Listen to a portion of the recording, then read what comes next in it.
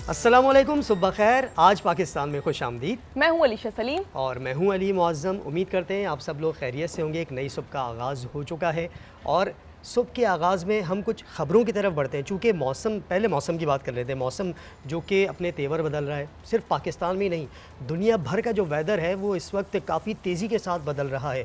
बर्फ़बारी तो शदीद हो रही है, बारिशें भी हो रही है, निज़ाम ज़िंदगी भी मफलूज होकर रह गया है। अगर हम अमेरिका का रुख करें तो अमेरिका में शदीद तूफ़ान आया है बर्फ़ानी, उसने लोगों का जीना मुहाल कर दिया है। सड़कें बर्फ़ से ढकी हुई हैं और जो निज़ाम ज़िंदगी है मफलूज होकर रह गया है। सिर्फ अमेरिका का तक नहीं रहा, बल्कि कनाडा की अगर हम बात करें तो कनाडा भी इससे मुख्तलिफ नहीं है। कनाडा में भी तूफ़ान जो आया है बर्फ़ानी, उसने लोगों के निज़ाम ज़िंदगी को मफलूज कर दिया है। अब इस वक्त अमेरिका में क्या सूरत हाल है, एक रिपोर्ट हमारे पास मौजूद है। रिपोर्ट देखिए, उसके बाद वापस आते हैं। अमेरिका की मशरकी और जनूबी रियासतों में शदीद बर्फानी तूफान, लोग घरों तक महदूद हो गए, जिंदगी जमने लगी।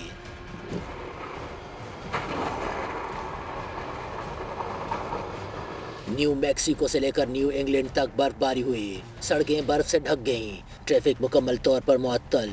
न्यूयॉर्क, मैसाचुसेट्स, टेक्सास और नॉर्थ कैरोलिना समेत 25 रियासतों में हंगामी हालत नाफिज कर दी गई। जनूबी रियासतों में भी दिहाइयों बाद शदीद सर्द मौसम देखने में आया, जहां शदीद बर्फबारी हुई, दरख्त और खंबे गिर गए। टेक्सास, आर्कांसास और पेंसिल्वानिया में हादसात से अमवात हुई। खराब मौसम के बायस हजारों परवाजें मनसूख कर दी गईं। तकरीबन 20 करोड़ अमरीकी किसी न किसी सतह के शदीद सर्दी के अलर्ट के तहत हैं। मुतादिद इलाकों में स्कूल बंद हैं और ऑनलाइन तालीम दी जा रही है।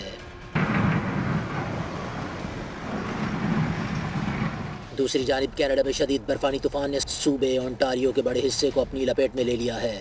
टोरंटो और ओंटारियो में हर तरफ बर्फ ही बर्फ है। मुतासिर इलाकों में स्कूल बंद और बस सर्विस मुअत्तल कर दी गई है।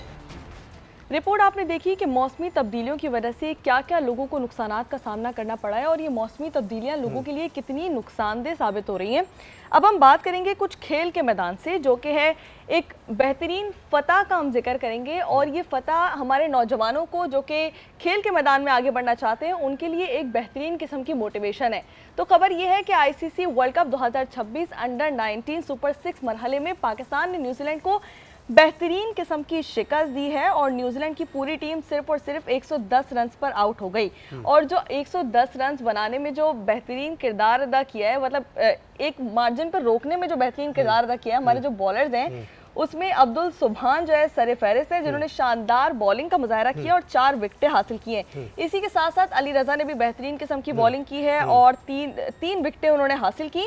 और पाकिस्तान ने जो है हदफ सिर्फ और सिर्फ 17.1 ओवर में हासिल ये कर अंडर लिया। 19 का वर्ल्ड कप है और हरारे में ये खेला गया मैच पाकिस्तान और न्यूजीलैंड के दरमियान पहला सुपर 6 का मरहला था, जिसमें पाकिस्तान ने टॉस जीता और टॉस जीतकर न्यूजीलैंड को पहले बैटिंग की दावत दी, जिसमें पहले बैटिंग करते हुए न्यूजीलैंड को 28.3 ओवर में 110 रन पर ही रोक लिया पाकिस्तान ने। और पाकिस्तान ने हदफ बड़ी आसानी से हासिल किया, जिसमें अगर हम बैटर में बात करें ना, तो बैटर में जो समीर मिन्हास है, उन्होंने 59 गेंदों पर 76 रन बनाए, बड़ी ज़बरदस्त इनिंग्स के लिए। बॉलर्स के बारे में तो आपने बता ही दिया। अच्छा, अब अगला मरहला बहुत इंपॉर्टेंट है। ये मैच तो सुपर 6 से हमने जीत लिया है, लेकिन अंडर 19 क्रिकेट वर्ल्ड कप में पाकिस्तान को अगले मरहले में जो मैच है वो जीतना बहुत ज़रूरी है। और अगला मैच किसके साथ है? अगला मैच 1 फरवरी को है भारत के साथ। और ये मैच जीतना इसलिए ज़रूरी है कि अगर अंडर 19 क्रिकेट वर्ल्ड कप का ये मैच पाकिस्तानी टीम जीतती है तो वो सेमीफाइनल के लिए क्वालिफाई करेगी। और क्वालिफाई करने के लिए सेमीफाइनल में पाकिस्तानी टीम को भारत के खिलाफ ये मैच जीतना बहुत ज़रूरी है। चले जी, खेल की बात तो हो गई। खेल के बाद अब हम चलते हैं एक और ख़बर की तरफ। बड़ी दिलचस्प खबर है वो। बुलंद बुलंद इमारतें आपने देखी होंगी। हम आपको लेके जा रहे हैं ताइवान, और ताइवान की एक इमारत की बात करेंगे जो ताइवान का एक सिग्नेचर समझी जाती है। वहाँ की बुलंद इमारत है ताइपे 101। ताइपे 101 जो इमारत है वो ताइवान की बुलंद इमारतों में उसका शुमार होता है। और 101 इसलिए कहा जाता है क्योंकि इसके 101 फ्लोर्स हैं, जो इसकी मंजिलें हैं वो 101 है। तो इस इमारत को सर किया ये किया है हमारे साथ एलेक्स हॉनल्ड नाम बताया गया। अच्छा, एलेक्स हॉनल्ड जो है, एलेक्स हॉनल्ड माउंटेन क्लाइंबर है। और इनकी जो मज़ेदार बात है ना, दिलचस्प बात यह है कि नॉर्मली हम देखते हैं कि माउंटेन क्लाइंब जो करते हैं वो लोग रस्सी का इस्तेमाल करते हैं, सेफ्टी फ़ीचर्स को इस्तेमाल करते हैं, लेकिन एलेक्स हॉनल वो शख्स हैं जो बग़ैर किसी रस्सी को लपेटे या बग़ैर किसी सेफ्टी फीचर्स के माउंटेन भी क्लाइम करते हैं। और जब ये ताइवान पहुँचे, बेसिकली ये यूएस से निजात हैं, और जब ये ताइवान पहुँचे तो उन्होंने ताइपी 101 को सर करने की कोशिश की। पहले उन्होंने बताया कि मैंने बग़ैर इत्तला के सर करने की कोशिश की, लेकिन फिर मैंने सोचा कि यहाँ से ना इजाज़त लेना बहुत ज़रूरी है, इसके बगैर अच्छा नहीं लगेगा। फिर उन्होंने इजाज़त ली। इजाज़त लेने के बाद उन्होंने ये 508 मीटर ऊंची जो इमारत है और इसको बहुत सर बड़ी किया। बात है, बगैर किसी रस्सी और बगैर किसी जी। ऐसे सेफ्टी इंस्ट्रूमेंट के बगैर आप इतनी बड़ी चोटी सर कर रहे हो। मतलब अच्छा, इसमें एक very- चीज़ और भी है जी। कि ये चोटी पहली बार ने ये इमारत सर नहीं की गई है, बल्कि 2004 में एक फ्रांसीसी कोपेमा थे, उन्होंने भी इस इमारत को सर किया था, लेकिन उन्होंने रस्सी बांधी हुई थी, सेफ्टी फीचर्स को अपनाया हुआ था। तो उसके बाद वो सफ़र उन्होंने किया 4 घंटे में, 4 घंटे में उन्होंने ये इमारत सर की थी। लेकिन एलेक्स हॉनल ने ये एक और रिकॉर्ड अपने नाम किया है, चूँकि एलेक्स हॉनल ने बग़ैर किसी रस्सी के, बग़ैर कोई सेफ्टी फीचर्स के, बग़ैर किसी सेफ्टी लॉक के उन्होंने इस इमारत को सर किया 1 घंटे 35 मिनट में।